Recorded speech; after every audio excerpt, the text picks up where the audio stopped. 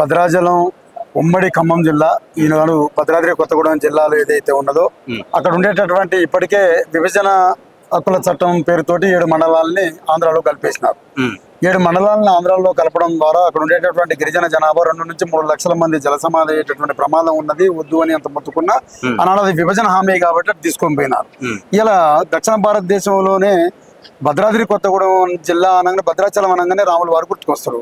అటువంటి రాములు వారు భగవంతుడు నిలబడడానికి నీడ లేకుండా ఒక్క ఆలయం తప్ప మిగతా ఏది అక్కడ మనది కాదన్నట్టుగా మొత్తం ఆంధ్రాలో కలిపేయడాన్ని వ్యతిరేకిస్తూ అక్కడ ఉండేటటువంటి గిరిజనులు ఇలా అస్తవ్యస్తం పడుతూ అక్కడ నుంచి వాళ్ళ రాజధానికి పోవాలన్నా కలెక్టరేట్కి పోవాలన్నా 400-500 కిలోమీటర్ల దూరం పోవాలి. ఆదివాసీ గిరిజనులు, చదువు లేని వాళ్ళు, నిరక్షరాస్యులు, కొండ కోణంలో జీవించేటటువంటి మేము ఆంధ్రాలోకి వెళ్ళము, మేము ఖచ్చితంగా తెలంగాణ రాష్ట్రంలో ఉంటామని చెప్పనేటటువంటి మా బాధను, మా గోడును ఇవాళ జాగృతి అధ్యక్షురాలు కవిత గారు తీసుకొని ఆ 5 గ్రామ పంచాయతీలని భద్రాచలంలో ఉంచేటటువంటి పోరాటానికి రూపం దాల్చడం కోసం ఈనాడు సోమాజిగూడ ప్రెస్ క్లబ్ లో కలవడం జరిగింది.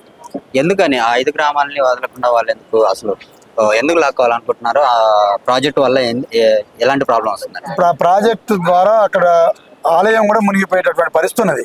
కొంత ఆంధ్ర కొంత తెలంగాణ అనేటటువంటిది ఉంటే వాళ్ళ పనులు సాగవు అనేటటువంటి పద్ధతితోటి మొత్తంగా వాళ్ళు ఆంధ్రాలో కలుపుకునేటట్టు ప్రయత్నం చేశారు. ఈ మధ్యకాలంలో మీరు భద్రాచలం కనుక వచ్చి ఉంటే ఒక బజార్ నుంచి ఇంకో బజార్కి వెళ్ళాలన్నా ఇటు ఆంధ్ర అటు తెలంగాణ అన్నట్టుగా ఒక రోడ్డు నడి సెంటర్కి ఉంటుంది అన్నట్టు.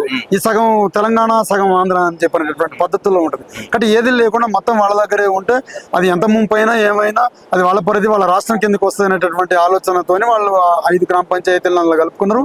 ఇవ్వడానికి ఇష్టపడతలేరు. కానీ మా ప్రజానీకం మేము గిరిజనులందరం కూడా స్థానికతను కోల్పోతున్నాం. అక్కడ మా పిల్లలు చదువుకునేటటువంటి పాఠశాల తెలంగాణ ఉంటుంది, మేము నివసించేటటువంటి ఇల్లేమో ఆంధ్రలో ఉంటుంది. అక్కడ స్థానికతను కూడా కోల్పోతా ఉన్నాం కాబట్టి రేపొద్దున మా పిల్లల భవిష్యత్తు అంధకారంలో ఉండబోతా ఉన్నది. మేమంతా ఆగమైపోతున్నాం కాబట్టి ఆ 7 మండలాలను అయితే గుంజుకున్నారు. కానీ ఈ 5 గ్రామ పంచాయతీలను కూడా మమ్మల్ని తెలంగాణలో ఉంచమని చెప్పనేటటువంటి డిమాండ్ను ఎంతో మందికి మొరబెట్టుకున్నా కూడా కనీసం ఎవరు పట్టించుకునే పరిస్థితి. అది అదృష్టం ఇలా కల్వకుంట్ల కవిత గారు జాగృతి అధ్యక్షురాలు మా కోసం పోరాటం చేస్తా ఉంటే మేమందరం అక్కడి నుంచి తరలి వచ్చినాం. ఏదైనా చిన్న సమస్య వస్తే ఆ ఊర్లన్నీ చుట్టూ తిరిగి పోవాల్సి వస్తుంది. మాకు ఎంతో దూరం అవుతుంది, షార్ట్ కట్ అంటూ లేదు, ఆంధ్రకి తెలంగాణకి మధ్య ఉన్నాం కాబట్టి మాకు ఇలా ఇబ్బంది అవుతుంది అని చెప్పేసి అంటున్నారు. అసలు ఏంటి ఆ ప్రాబ్లం? ఏంటి ప్రాబ్లం ఏం లేదు. ఇప్పుడు అంతా మండలాలు పోయినాయి, గ్రామాలు పోయినాయి. ఊరు ఇప్పుడు ఎటు నుంచి నడిచెళ్దాం అనుకున్నా కూడా గుడి దగ్గరికి వెళ్ళాలంటే మైళ్ళు తిరిగి రావాల్సిన పరిస్థితి ఉంటుంది. తెలంగాణ భూభాగం వేరే అయింది, ఆంధ్ర భూభాగం అంత గజిబిజిగా ఉంది. అక్కడ అంతా పరిస్థితి బాగలేదు. విద్యార్థుల పరిస్థితి బాగలేదు, వ్యవసాయ కూలీల పరిస్థితి బాగలేదు, గ్రామస్తుల పరిస్థితి బాగలేదు, గిరిజనుల పరిస్థితులు బాగలేదు. అంతా అస్తవ్యస్తంగా ఉన్నటువంటి పరిస్థితులు. తెలంగాణలో ఉండగలిగితేనే మాత్రమే మాకు అన్ని రకాలుగా భరోసా ఉంటుంది అనేటటువంటి భావనలో మేము ఉన్నాం గిరిజనులు.